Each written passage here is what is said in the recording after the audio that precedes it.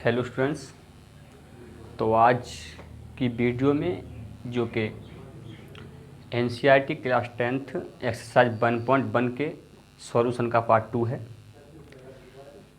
पहले पार्ट में हमने एक नंबर क्वेश्चन जो कि यूक्लिड विभाजन विधि से एचसीएफ ज्ञात करने के थे, वो सारे हमने तीनों क्वेश्चन कर लिए थे। ठीक, तो आज जो दूसरा नंबर क्वेश्चन है वो कह रहा है हमारा, इसे ध्यान से देखें।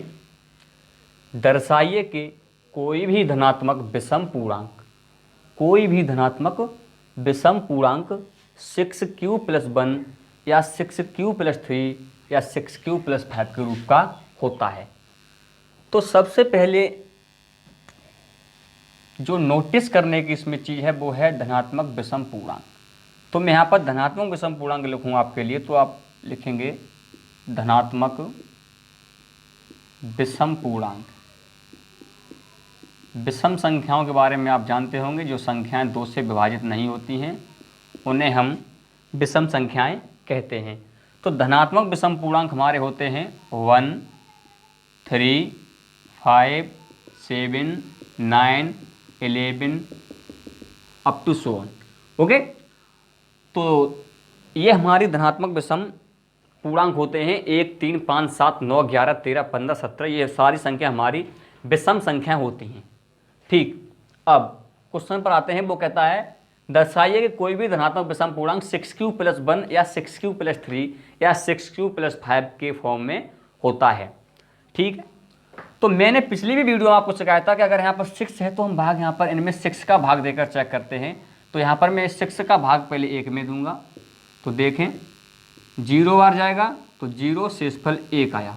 ठीक, फिर 6 का भाग मैं 3 में दूँ, 0 बार ही जाएगा तो 6 0 0, शेषफल हमारा 3 आएगा।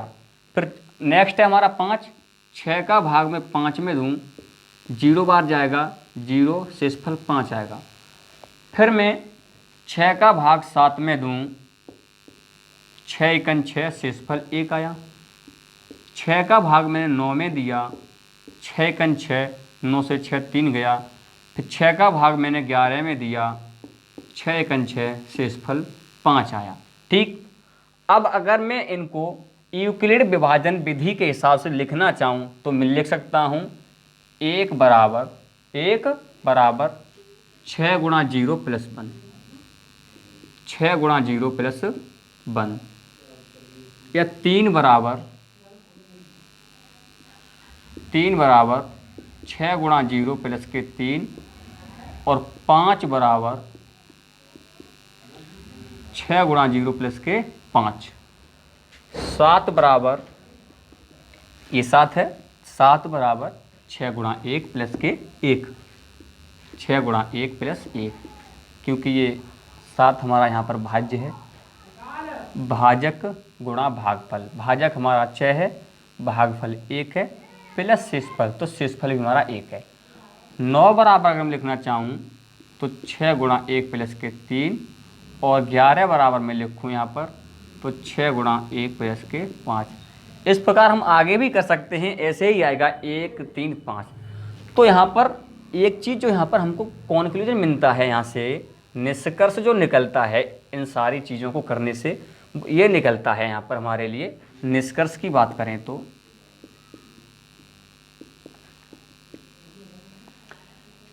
कि ये सारी चीज़ें यहाँ पर देखो, यहाँ पर 6 सेम है, क्या है, दोनों में 6 सेम। मैं आगे भी कर सकता हूँ यहाँ पर अगर आप चाहो, लेकिन ज़रूरत नहीं है, इतने काफ़ी हैं। आगे यहाँ पर देखो दोनों में 6 सेम है, तो 6।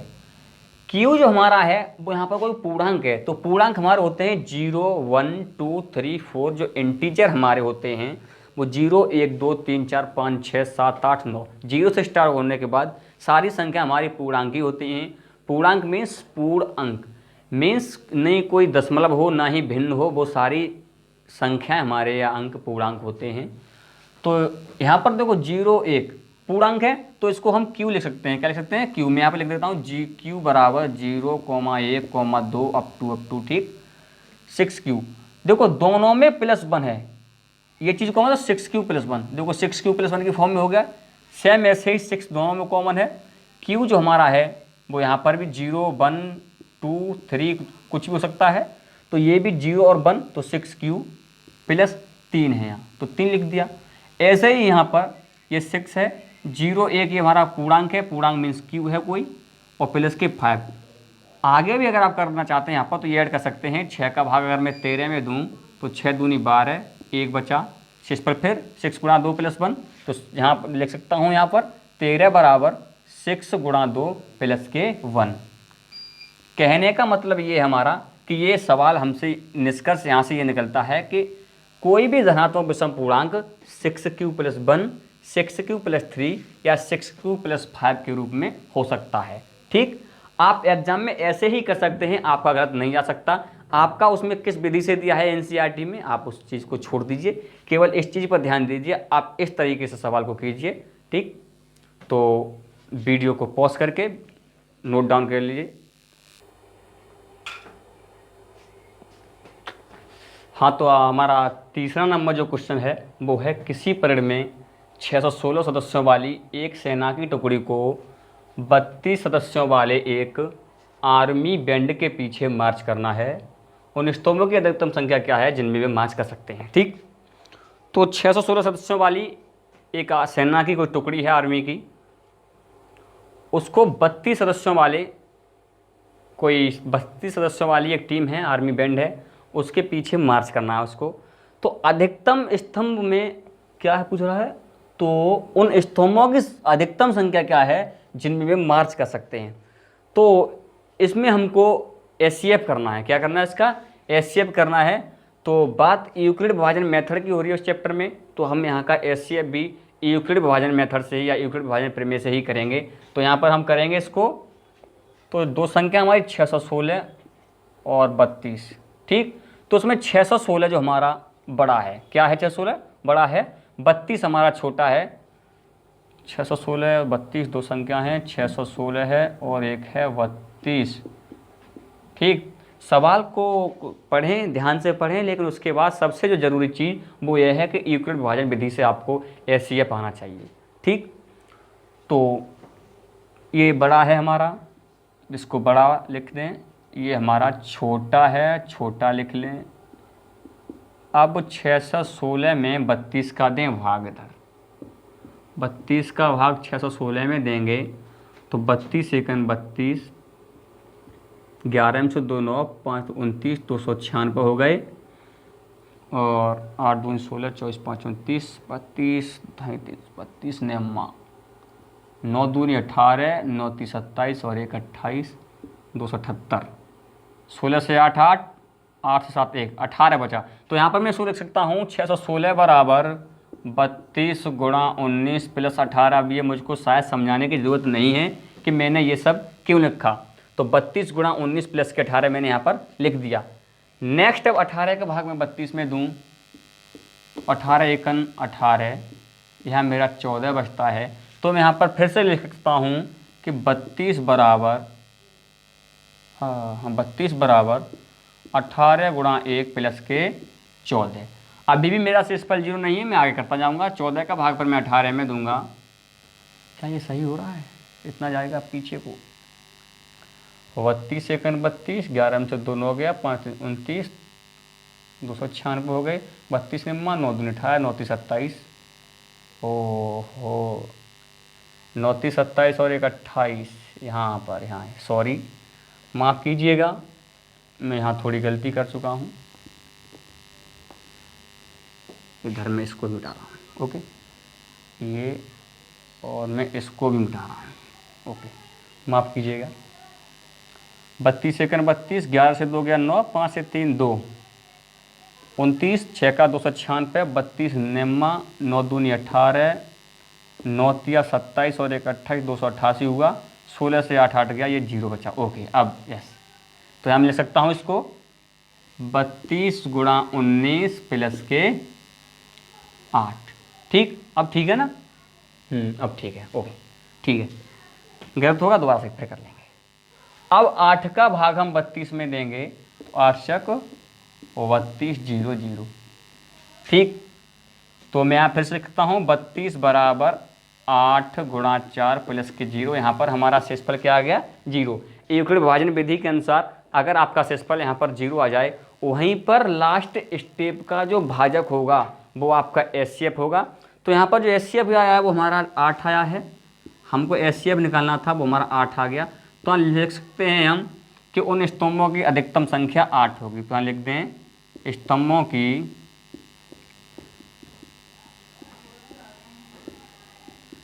अधिकतम संख्या बराबर 8। ठीक, ये रहा आपका आंसर। तो प्लीज़ वीडियो को पॉज करके इसको नोट कर लीजिए। आइए तो नेक्स्ट 4 नंबर हमारा जो क्वेश्चन है वो है यूक्लिड विभाजन प्रमेय का प्रयोग करके दर्शाइए कि किसी धनात्मक पूर्णांक का वर्ग किसी पूर्णांक m के लिए 3m या 3m+1 के रूप का होता है।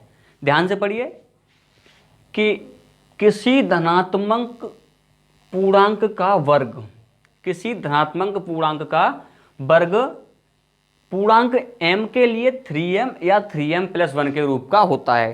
तो सबसे पहले m कोई पूर्णांक है तो यहाँ पर m पूर्णांक की बात लिखें। तो m पूर्णांक है तो m का मान यहाँ पर 1 2 3 4 5 6 7 अप टू 1 तक हो सकता है, क्योंकि पूर्णांक है। पूर्णांक के बारे में आप जानते हैं 0 1 2 3 4 5 6 7। तो मैं यहाँ से 1 से स्टार्ट कर रहा हूँ, 0 से हमारा कोई फायदा होने वाला नहीं है इधर। तो 1 2 3 4 5 6 7 8 ये हमारे पूर्णांक है। अब बात हो रही है किसी पूर्णांक धनात्मक पूर्णांक का वर्ग। वर्ग की बात है तो इनके हम स्क्वायर लिखेंगे, वर्ग लिखेंगे। 1 का वर्ग 1, 2 का 4, 3 का 9, ये तो आते होंगे, 4 का 16, 5 का 25, 6 का 36, 7 का 49 ... ओके। तो सवाल पर आते हैं, किसी पूर्णांक m के लिए 3m या 3m+1 के रूप का हो सकता है। ये हमारे वर्ग हो गए। अब इसमें 3m या 3m+1 के रूप का हो सकता है। तो मैंने आपको पिछली वीडियो में भी या पिछले सवालों में भी ऐसे ही कराया है कि अगर यहाँ 3 है तो 3 का भाग देंगे हम इन सब में, उससे कर सकते हैं। तो 3 का भाग हम 1 में देते हैं। यहाँ पर यहाँ से 3 का भाग हम 1 में देंगे। तो 3 0 का 0, 1 50 इस पर। ओके। फिर 3 का भाग हम 4 में देंगे, 3 एकन 3 शेषफल 1 अगेन। 3 का भाग हम 9 में देंगे, 3 3 9 0 शेषफल। 3 का भाग हम 16 में देंगे, तो 5 15 शेषफल 1। फिर 3 का भाग हम 25 में देंगे, 3 8 24 शेषफल 1। 3 का भाग हम 36 में देंगे, 3 1 3 0 6 3 दूनी 6 शेषफल 0। 3 का भाग हम 49 या 49 में देंगे, 3 1 3 4 से 3 1 19 हुआ, 3 6 18 शेषफल 1 शेषफल 1। तो यहाँ से देखो 3 का भाग मैंने 1 में दिया तो 3 0 का 0 शेषफल 1 आया। 3 का भाग मैंने 4 में दिया, 3 1 3 शेषफल 1 आया। 3 का मैं 9 में दिया, 3 3 9 0 शेषफल। 3 का 16 में, 3 5 15, 16 में से 15 का 1 बचा।